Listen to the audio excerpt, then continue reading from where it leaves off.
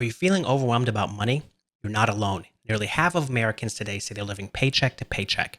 In fact, the average American lost about $1,819 in 2023 simply due to a lack of financial knowledge. The good news is that by learning a few key principles, you can avoid common pitfalls and set yourself up for success. In this video, we'll cover 5 fundamental steps to take control of your finances, from budgeting and saving to investing and building credit. These steps are factual, practical, and proven to work. No matter if you're just starting out or looking to get back on track, this guide will inspire you to take action. Let's dive in and start building your financial future today. The very first step in your financial journey is knowing exactly where the money is going. Creating a budget and sticking to it gives you control. Start by writing down your income and all your expenses for a month. You might be surprised where all those dollars actually go. Did you know that 1 in 4 Americans don't use a monthly budget at all? It's hard to reach your goals if you don't have a plan for your money. Begin by categorizing your spending. Needs like rent, groceries, wants, things like dining out, entertainment, savings or debt repayment. A popular guideline is the 50-30-20 rule, which suggests allocating 50% of your income to needs, 30% to wants, and 20% to savings or paying off debt. This isn't a strict law, but it's a helpful starting point to ensure you're living within your means. Keeping your expenses lower than your income is the golden rule of personal finance. If you find that you're spending more than you earn, don't panic. It's more common than you think. About 83% of Americans admit that they overspend. So look for areas to cut back on non-essentials. For example, try cooking at home more often or cancel subscriptions that you barely use. These small changes will add up. Here's another tip. Budgeting apps or even a simple spreadsheet to track every expense. By being mindful of your spending, you'll start freeing up more money that can be put towards your future goals. Life happens. Cars break down, people get sick, jobs can be lost. That's why building an emergency fund is absolutely crucial, especially when you're starting out. An emergency fund is a savings stash kept in a safe, easily accessible account that covers unexpected expenses or income gaps so that you don't have to rely on credit cards or loans. Yet many people skip this step. 24% of Americans have no savings at all. Another 39% have less than 1 month's income saved. You don't want to be in that situation when an emergency strikes. Aim to save a starter emergency fund of at least $500 to $1,000 as fast as you can. This can cover most small surprises, then work up to a bigger cushion, ideally 3 to 6 months worth of living expenses set aside in a high-yield savings account so that it earns a bit of interest. This might sound like a lot, but build it little by little. Treat your savings like a non-negotiable expense. Essentially, pay yourself first every month, even if it's $50 or $100 at a time. Automating transfers to savings can help make it effortless. Remember, having this safety net brings peace of mind and prevents financial setbacks from knocking you off course. In fact, not having enough emergency savings is one of Americans' top financial regrets. 18% of people regret this. So by starting now, you're already ahead of the game. Debt can be either a tool or a trap. For beginners, the key is avoiding high-interest bad debt, like credit card balances or payday loans, and use necessary debt, like student loans or a car loan, prudently. The reason is simple. Credit card interest rates are at record highs, averaging around 20 to 23% APR in late 2024, which means if you carry a balance, your debt can snowball quickly. For context, the average American who carries credit card debt owes about $6,700, which could cost up to $1,500 a year in interest alone at 23%. To avoid this trap, try to pay off your full credit card balance every month. If you already have some high interest debt, make it a priority to pay that down as fast as possible, even before you invest any extra money.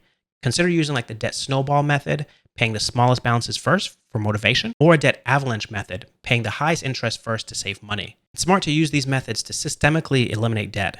At the same time, you want to build good credit for the future. Your credit score will matter when you want to rent an apartment, get a decent car loan, or someday buy a house. The 2 biggest factors in your credit score are paying on time and keeping balances low. In fact, your payment history makes up 35% of your FICO score, so never miss a due date if you can help it. Set up autopay or reminders to stay on track. Also, try to only use a portion of your credit limit. Experts recommend staying under 30% utilization or even better, 10%. Good credit habits practiced early will open doors to lower interest rates and more financial opportunities down the road. And you'll avoid the regret of 14% of Americans taking too much credit card debt in the first place.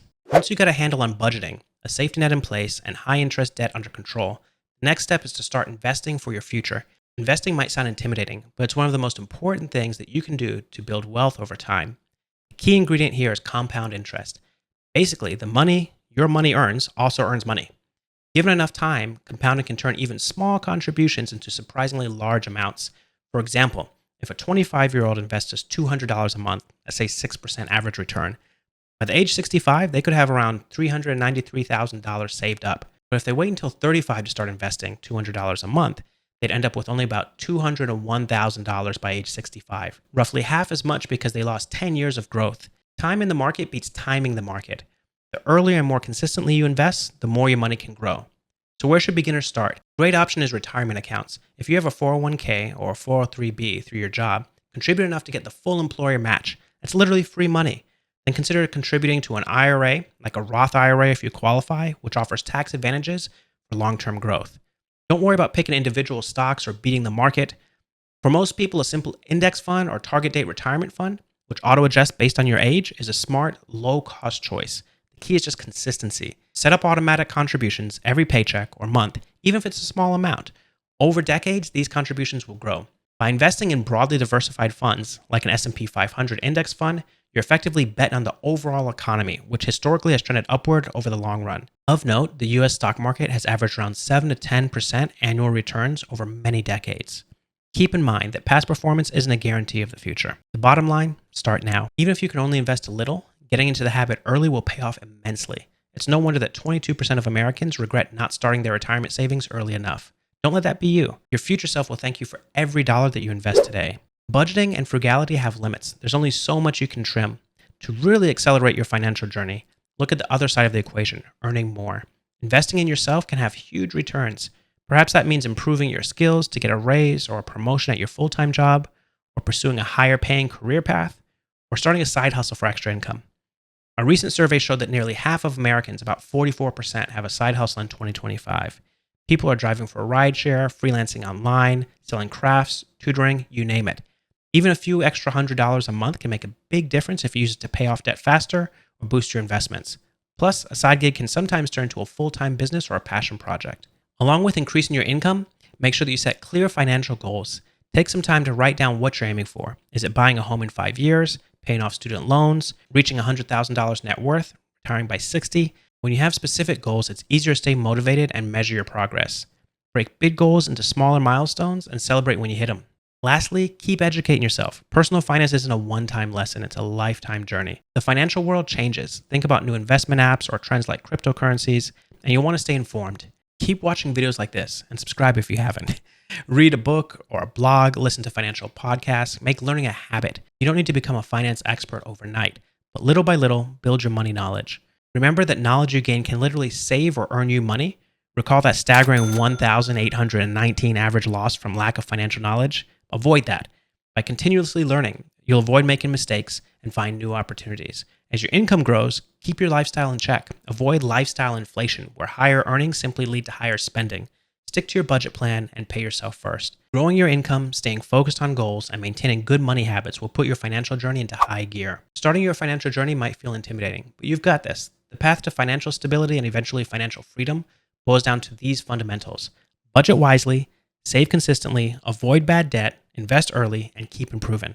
We've seen that many people end up regret not doing these things sooner, but it doesn't have to be you.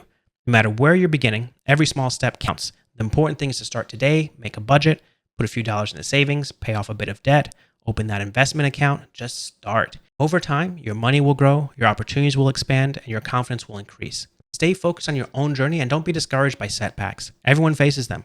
Remember that the road of financial success is a marathon, not necessarily a sprint. Be patient and consistent, and the results will follow. Your future self will be so grateful that you took the action now. Thanks for watching, and here's to your financial success. Cheers.